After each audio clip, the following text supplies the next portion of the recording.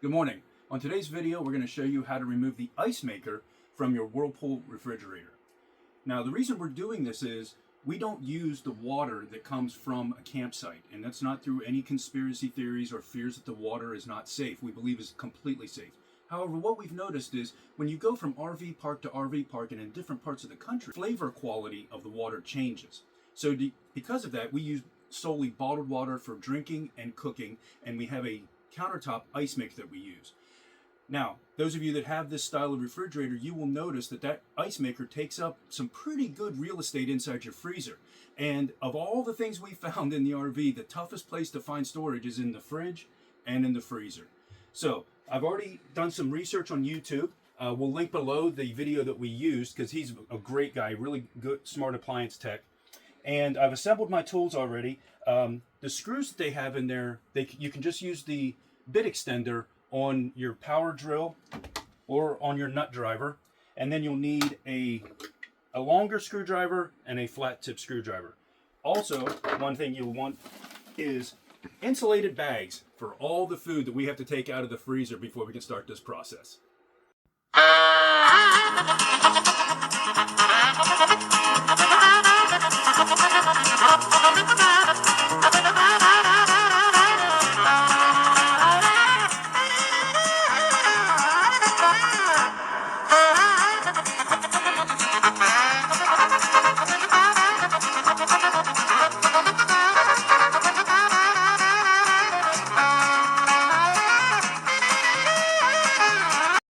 Okay, we got all the food out of the freezer, which was more than we expected, and this will give us a chance to go through some of those things that in these chest freezers, things get buried at the bottom, and we'll do an inventory. But I wanted to show you the real reason we're going after this, because if you get down in here, you can actually see that you're losing this entire portion of your freezer, this space here on this side. So by taking out this ice maker, we're going to gain probably another quarter of the space on this up here. And shut that, it's beeping, because I wanted to talk about this too. Since we don't use this, we're probably going to get another piece of metal or an alien tape it to here, and then it'll give us more space for our family photos. Okay, I'm going to use my impact driver, like I said, with just the bit extender. And I'm going to go in here, and I've already checked to make sure these are the right sizes, and just take these screws out.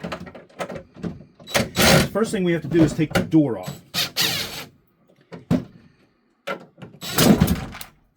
One side's done.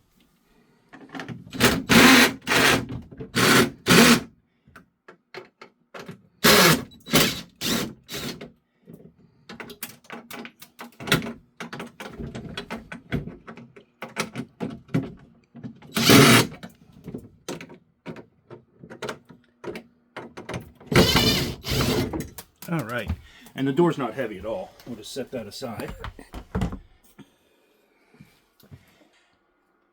Okay, now that we had the door off, we realized this was a little bit different configuration than what we found in the video. So we paused for a minute, took some looking around, and it looks like the easiest way to do it is take them both out at the same time. And you kind of have to put some effort into it. It snaps out of its grooves, and voila. Wow. The drawers are out. Okay. So then, looking at this ice maker, all right, now that the drawers are out of our way, you get to the ice maker and you see there's a screw here, there's two up here, and a wiring harness back there that, in theory, we take these screws out, pull out the wiring harness, and then we can just put that in the trash because we don't need it anymore.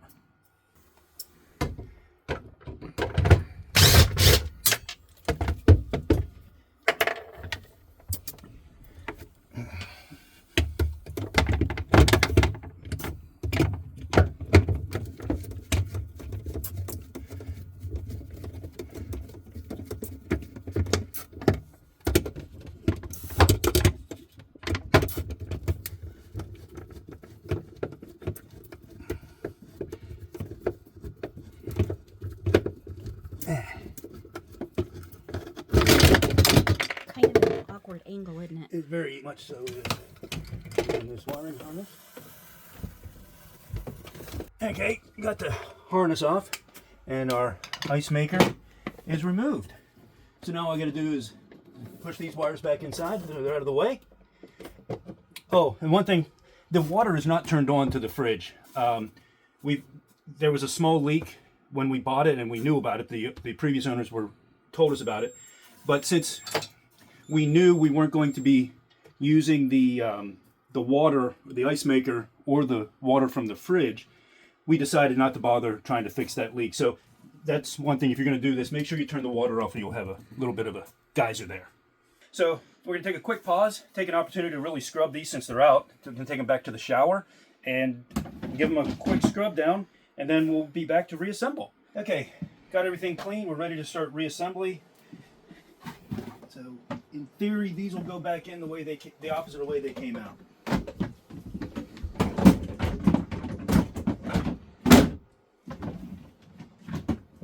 Can it really be that simple?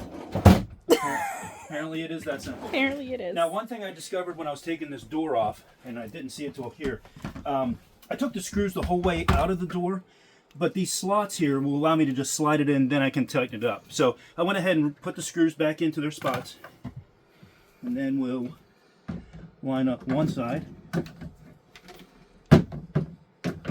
You mean to hold this? There we go.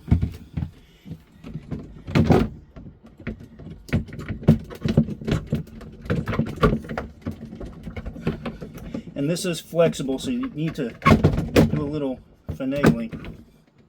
All right, there we go. And then I will just tighten these up.